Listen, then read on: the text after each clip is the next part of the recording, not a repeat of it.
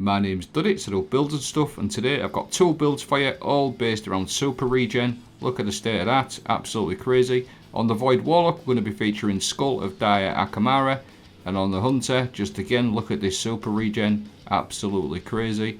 Some massive Void ability regen on this upload. Orpheus rigs is the exotic we'll be featuring on the Hunter. So we'll start off with the Skull of Dyalla, ahamkara. Provides additional damage resistance during Nova Bomb. Nova Bomb kills grant super energy also. This is slightly underrated in my opinion. It does give you nice big chunks of super energy back like so. So I've just got a few clips just to sort of show you best case scenarios, things like that.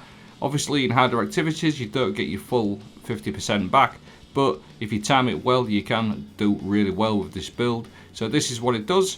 I always run the Cataclysmic Nova Bomb, so it scatters. I seem to get more kills with that one.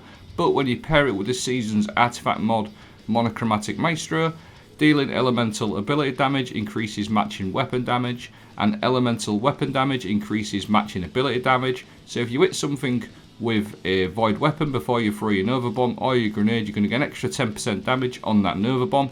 So it's a really good mod because that obviously ensures that you're going to get more kills. A 10% extra damage on a Nova Bomb obviously results in more kills, more super energy back, so it's a really good mod this season to use.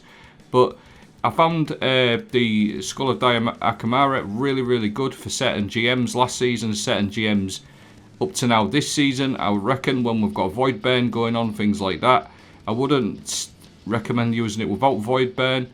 But when you've got GMs that have got a Void Burn, even like Master stuff with Void Burn, we're going to take some real nice super energy regen back like so. It's absolutely crazy. I'm going to show you the Void fragments now, what I like to run, and Aspects Child of the Old Gods is a no-brainer for me on this one because you just put your Rift down, you're going to get loads and loads of weakening effects going on with this Child of the Old Gods. Feed the Void for your Devour. Devour is such an excellent aspect on a Void Warlock. But some of the fragments I run is really important too. I always stick to a Vortex grenade. I found this by far one of the best grenades in the game on Void subclasses. But the fragments are really important. Echo of Undermining, your Void grenades weaken targets. Really good one. Echo of Expulsion, Void ability Final Blows cause targets to explode. Echo of Reprisal, Final Blows when surrounded gives you super energy. That one is a vital one. And then Echo of Harvest again is vital. Defeating weakened targets creates an orb of power. You get loads of orbs of power with this build. Ashes to Assets is a good mod to run on your helmet as well. Gain bonus super energy on grenade kills. That works really nicely with the Echo of Harvest as well. So you get loads and loads of orbs like so, especially if you run firepower mod on your arms. It all stacks together and it works perfectly. So if you can get half of your super back from your Nova Bomb, or even 30 or 40% back with your Nova Bomb, then you can just let your fragments kick in, and they will ensure that you get a fast other half of the super back, or whatever you've got left to get back after the Nova Bomb. These fragments ensure that you get your super back even faster.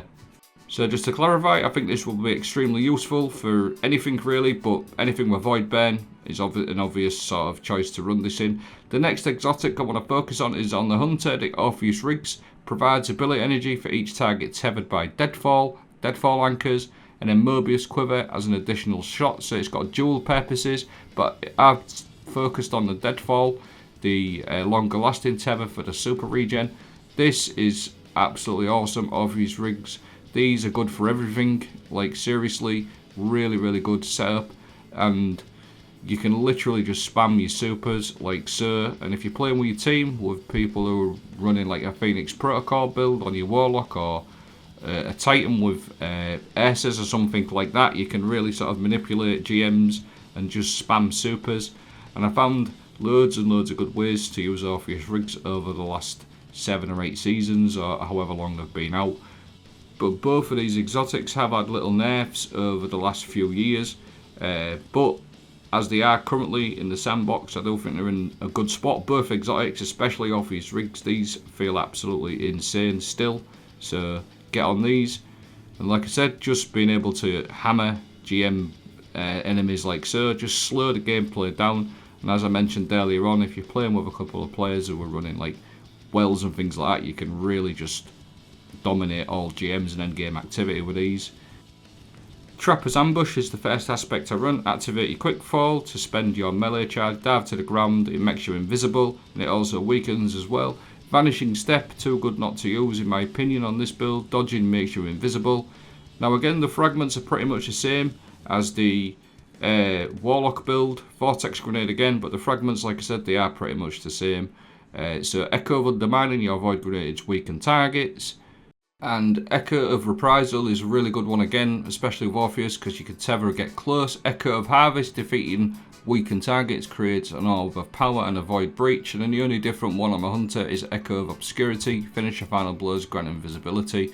But these are the type of situations, just getting your full, nearly pretty much full super energy back with certain things. Tether, throw a grenade for your Ashes to Assets, and you can get quite a lot of super energy back just by doing that on its own. So what I'm going to do in a moment is I'm going to show you a set of mods on my Hunter, but these mods that I run are exactly the same on my Void Warlock build. The mods, like I said, just to clarify, they're exactly the same on both builds, so rather than showing you both set of mods, I'm just going to show you one. So on my legs, I always like to run a double Void Weapon Surge, or 3 if you can fit them on, just to get the enhanced damage on your Void weapons, or even put kinetic weapon surges on there if you wish. On my cloak, I always like to run a time dilation to make my armor charges last longer. Reaper, whenever you dodge your next weapon kill, spawns an orb, and then Bomber, just for a bit of extra grenade recharge rate. On my chest, I always run a concussive dampener, and I always run a double resist, whether it's arc, void, or solar, whatever the activity is sort of incoming damage is. On my arms, again, exactly the same on my Warlock. Firepower, your grenade final blows create orbs of power, which works really nicely with Echo of Harvest. Bolstering Detonation, double them up, grants class ability when you cause damage with a grenade. And on my helmet, Font of Wisdom, I always run a Font of Wisdom on these type of builds. You gain a bonus to intellect while you have an armor charge. I always run a Harmonic Siphon, void weapon kills create orbs of power. And then the very last one, which we've touched on, is Ashes to Assets, gain bonus super energy on grenade kills. So with all them fragments and mods, that really does ensure fast supers, but you can pair it with Wish Ender. Wish Ender's absolutely insane for getting super energy, as we know by now. There's also some other weapons that we can consider, probably plenty, but a Bad Judo is another one. If that ever gets like a big buff, this could be really interesting. It's not bad for low tier stuff. Things that fire fast, like Retrofit Escapade, that always boosts your super up. The faster crits you get, the more super you get, as we know by now as well. But I'm going to leave both builds playing out. And I'll also leave 2 dim links in the video description for both separate builds. I hope this video was helpful. They're really good for GMs and endgame stuff in my opinion. Let me know what you think. Thanks for watching. Have a great day.